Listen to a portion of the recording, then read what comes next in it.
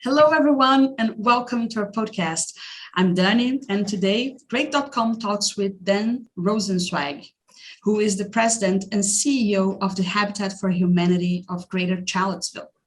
If you haven't heard of them, they work to build and rebuild homes and communities while fostering new pathways to safe, decent, and affordable housing. If you're new here for this podcast, press subscribe on YouTube or in your podcast app, because today we learn how home ownership is the path out of poverty and towards an independence. Hi, Dan. Welcome to our podcast.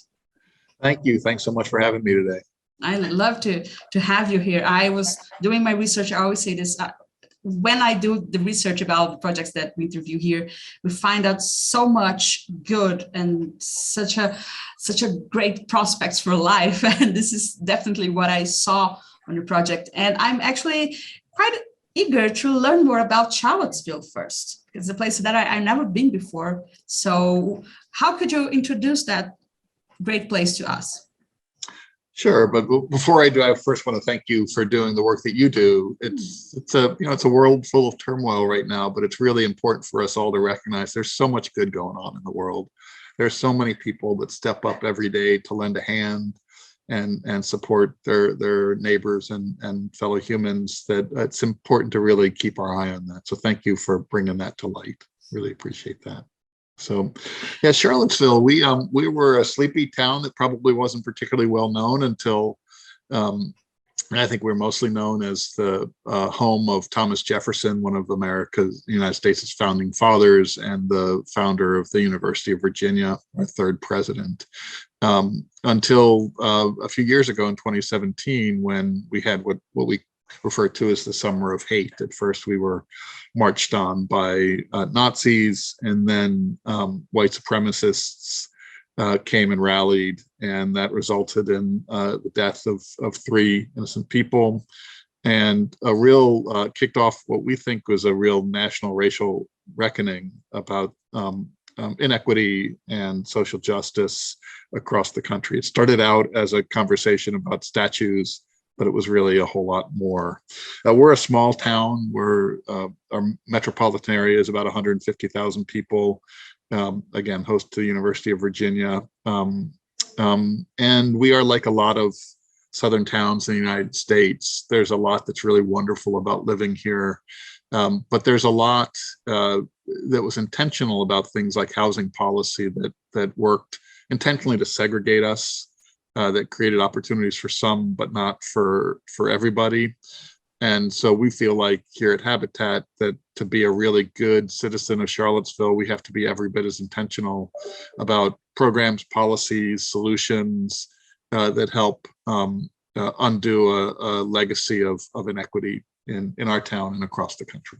No, thank you so much for sharing that, because I think that most people, and I include myself in this comment, don't really think about how house ownership actually affects inequality and how it can be like an heritage from a previous moment where segregation was on the top of the list, right? So that really is a good way to understand how you began to work. And on that, how did the Habitat for Humanity begin, and how did you get involved in that? Well, yeah, I'm glad you said what you said about home ownership and equity, because really to us that's the key to the creation of an American middle class. That is really the most important form of wealth creation and financial stability in the United States of America, and has been so for about 3/4 of a century. Unfortunately, the blessings of home ownership have not been, or the opportunities for home ownership have not been spread equally among a lot of people. The birth of rampant home ownership in the United States was the 40s and 50s in the United States, when the federal government started backing loans to builders and developers who were building part of the great expansion of our economy post-war. Unfortunately, most of those loans were given only to developers who would deed restrict their neighborhoods as whites only, and and would essentially redline sections of town. Charlottesville is no different. We're a fairly diverse town, but we're very separate. Most neighborhoods are either white or black, or Latino, and that is a historical relic of intentional attempts to keep people separate. But when you think about wealth creation, home ownership is really the key. The percentage of wealth, African American wealth in Charlottesville relative to the general population is 1/10. So an average Black family in Charlottesville is about 1/10 as wealthy as someone who's not Black, and that all has to do, that 100% has to do with home ownership. The rate of home ownership in the United States between white and Black the gap is scandalously high. And so we have to do something about that. Habitat was formed about half a century ago in a little place called Sumter, Georgia. It was the home of a farm owned by the Reverend Clarence Jordan, who was a contemporary of Martin Luther King, who opened up his farm to communal work and invited people of all races and backgrounds to come and collectively work together on his farm, share in the proceeds, share in the work. And for their efforts, crosses were burned on the lawn, their farm stand was firebombed. And it really became this place of sort of resistance to statutorily imposed racial segregation in the South, more than half a century ago. But they persevered, and the eventual founder of Habitat for Humanity, came to spend a sort of a month-long spiritual retreat there, and they discovered this idea of paying it forward through home ownership. And so what they did at Koinonia Farms was the name of the Reverend Jordan's farm. They built the first home for a family that was struggling to find a place to live.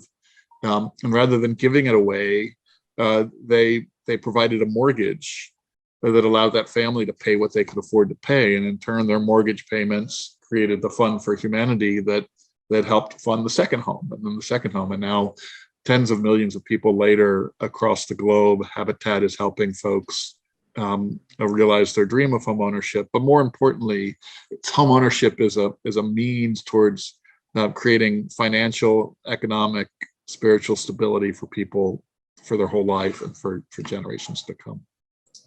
Yeah, I really love this idea of like one family building the base for the next family to achieve, and then it keeps growing. And these final words of yours, they truly show the importance of it. I feel like I am very connected to this idea because it really makes sense. It clicks in my mind. Like it's really what I think it's important to have a roof to feel safe in your house, and then you can keep moving. You know that's not going to be taken away easily, right? Yeah. And in that context, now, how have you been working? What is the work that you've been developing in Charlottesville? Well, I tend to think that we're a little bit more creative than a lot, and that's not because we're special people or anything like that, but because the need is so great in Charlottesville. Charlottesville is a town where the housing crisis hit us early. People discovered Charlottesville, started bringing their incomes from other places here before the national trend of folks moving to small towns and buying real estate in small towns. And so we were sort of faced with an existential crisis a number of years ago, about a decade and a half ago, when the price of a lot went from about $10,000 for a finished lot to about $80,000 over the course of like 2.5, 3 years. That was obviously going to sort of price us out of existence. So we started looking for creative ways to think a little bit bigger. And so the very first thing we did was said, okay, look, what's happening is the price of land is appreciating. So let's get involved in the game.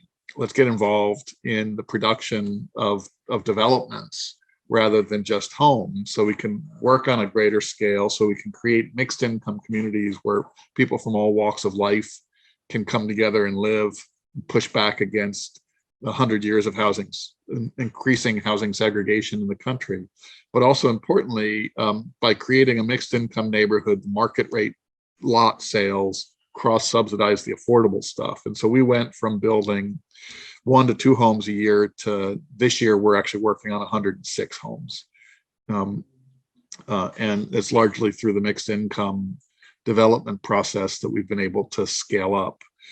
In the process, as we were looking for development opportunities, we sort of came to an intersection of opportunity and tremendous exigent need. So there were 16 families in a mobile home park adjacent to downtown Charlottesville, the Sunrise trailer court, that were told one day that they were going to have to up and leave. These were families that had established roots there. Their trailers couldn't move. 15 of the 16 families were seniors, so folks on either fixed income or no income at all. And their only asset was a mobile home that actually was a negative asset, because most of them don't move, but if you could move it, it costs a significant amount of money to move the trailer. And so they were stuck. And we just couldn't let that happen. We saw it as a moral and ethical imperative to do something, to stand side by side with them. So we took a leap of faith, and we purchased the contract for that land from the developer, who was going to do what developers do, develop it to its highest and best use, which at that time was luxury condos, and kick folks out. We said we have to take a stand. We can't let that happen. So we purchased the contract, and we told the residents of Sunrise, we're going to figure it out together. We're going to do it in partnership and provide lifelong housing for them as we redevelop it into a new neighborhood where there are opportunities for new habitat families and market rate families to come together. And we were just going to do this thing that had never before been done, not because there's a blueprint for it, but because it's the right thing to do. And so Sunrise is now a thriving 70-unit mixed income community. Every single family that wanted to stay had a place to stay. Some of them have passed on, but they were able to live their last years surrounded by family and brand new housing, and loved, and joined by new folks. And now Sunrise is actually part of a mixed income model that we've, I think, kind of pioneered. We've now built in 10 mixed income communities in Charlottesville.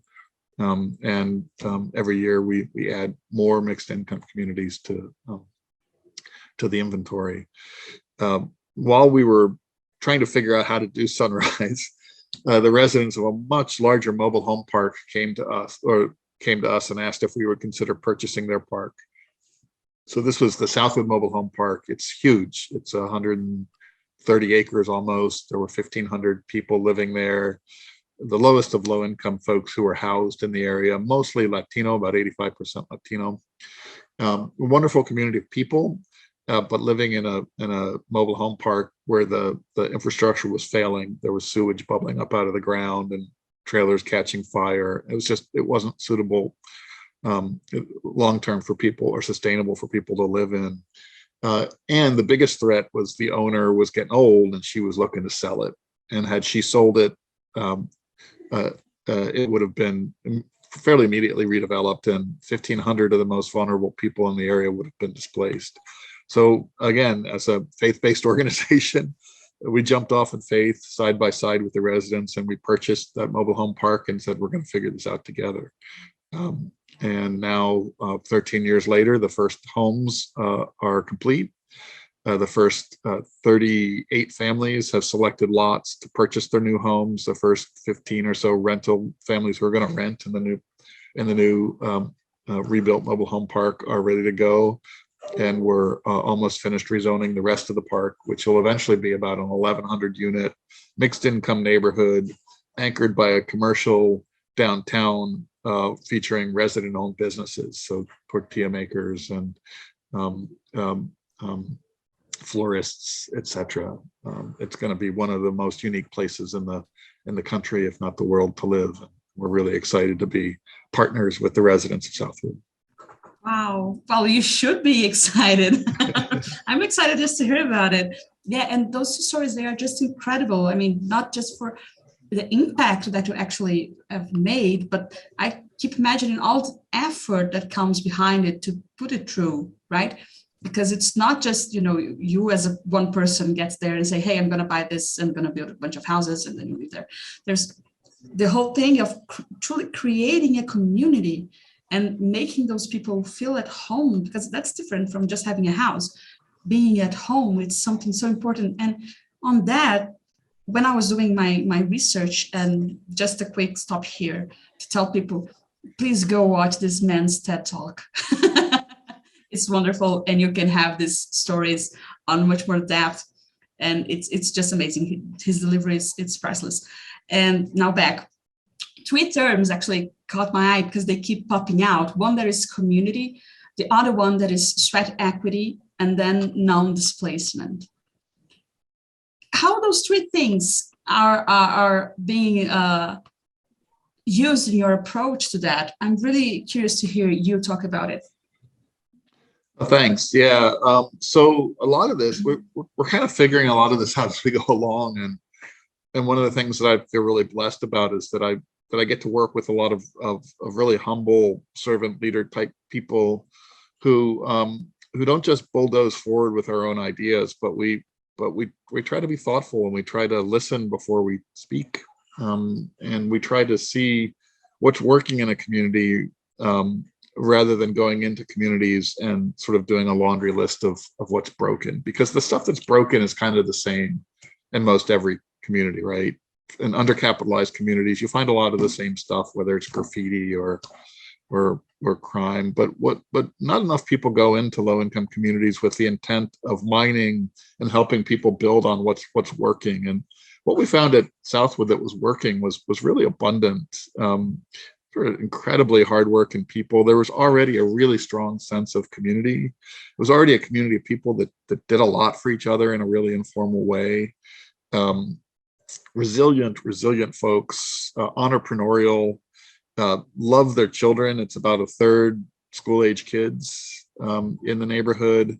And you have a lot of investment in the local school from the families. And so it was really a great place. The people didn't need to be fixed. The infrastructure and the housing needed to be fixed. And we needed to do so in a way that didn't destroy or erase the qualities of the community that we found in the first place. And that's a lot of the problems with communities that find themselves subject to reinvestment, is that they end up gentrified rather than really redeveloped from the ground up. There's always a tension between reinvestment and disinvestment, but we found that the most important thing to do is not to try to achieve buy-in, but actually to work closely with families and communities to help them achieve agency, or the collective capacity to define success for themselves and to take action. So many do-gooders, so many people with great intention go into low-income communities, and they focus first on the sectors. And they look at the obvious stuff. Well, the housing is problematic. They need a healthcare facility here. They need a school here. And they interpose solutions from outside. And a lot of times these things are great. Like a health care facility in a low-income neighborhood usually has tremendous benefit, but it's not always sustainable or long-lasting, because it didn't emerge from the spirit and imagination of the people who live in the communities themselves. So we went in and started asking different questions in Southwood. The first was not what's broken in your community, but what's your community like on its best day? Who are the leaders? If you had to take your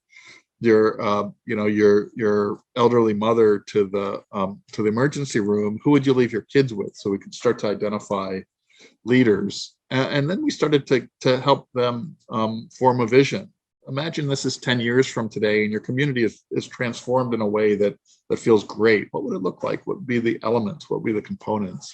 And then sort of step by step, we've worked to elevate folks to the position where they can actually make the decisions for themselves. And I think we haven't been successful in every one of the sectors, because we're still kind of trying to figure it out. But I think where we've been really successful is on the level of community design. So rather than going in and designing site plans and neighborhoods and saying, hey, what do you think? We actually have worked with groups of families that said, I'm ready to go. I'm ready to design my neighborhood. And so we get them together with a cohort They choose a section of the mobile home park, and then they learn about everything from finance to architecture to design to park planning. And then they literally puzzle it out with scale models, and they design their own pocket neighborhoods with their own hands and out of their own imagination. And it's not just the product that's important, it's the process. Because now you've had a group of 30, 40 families who have worked together and struggled through together this process of creating their own physical space. And that carries them through in the years after the homes are built and the neighborhood's established, because they already have this history of working together. Compare that to most neighborhoods where a neighborhood is a kind of a commodity. I buy this home, I buy that home. And it's not to say that most neighborhoods don't work. Most neighborhoods in the United States they work fine. But we've worked for years before we start building the first house to help people kind of really, really work on that sense of community and grow as a team and as a group of people who share a common destiny. And that propels them forward so that these communities work. Wow. I keep imagining the amount of involvement and, closeness that this creates on people. And that's just wonderful. I thank you. Thank you so much for sharing this with us, and for keep doing this work. This is a wonderful work. And on that, how can we people help you keep doing this? What is the best way to do it? I very much appreciate the question. I think the obvious answer is that this work takes money, right? Or in order to create equity among people who are deeply low income, and we work with people who make almost nothing, we need some support. And so I would encourage people to visit our website, www.cvillehabitat.org. No hyphens, no spaces. Again, that's cvillehabitat.org. Learn a little bit more about us, and if you're inspired, donate. If you're local, there are all sorts of ways you can get involved through volunteering, advocating, working side by side with families. If you're in another community, look up your local habitat and see what you can do to get involved there. And probably most importantly, become an advocate for housing policy. Recognize that a lot of the times in this country and globally, we're treating the symptom and not the disease itself. And the symptom is often poverty or isolation, but but what we really need is to provide equity for families. We need to give people an opportunity to move up the housing ladder and up the financial ladder. So support your local habitat, or support us, or support Habitat International, because globally we're working to try to eradicate housing poverty one home at a time. Thank you so much for that. And I also tell people to go to our website. You can find it on the description of this episode. Go for there. You can have more information about the programs that they have, the projects they have done. They are incredible. And if you can get in touch, you can do it to the website. If you're in need, you can actually also find information in there for you. And thank you so much, Dan, for talking to us. This was a great talk. It was all absolutely my pleasure. Thank you so much.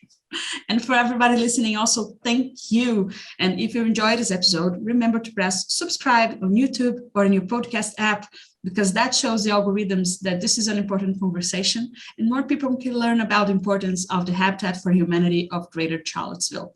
Bye, and see you at the next episode.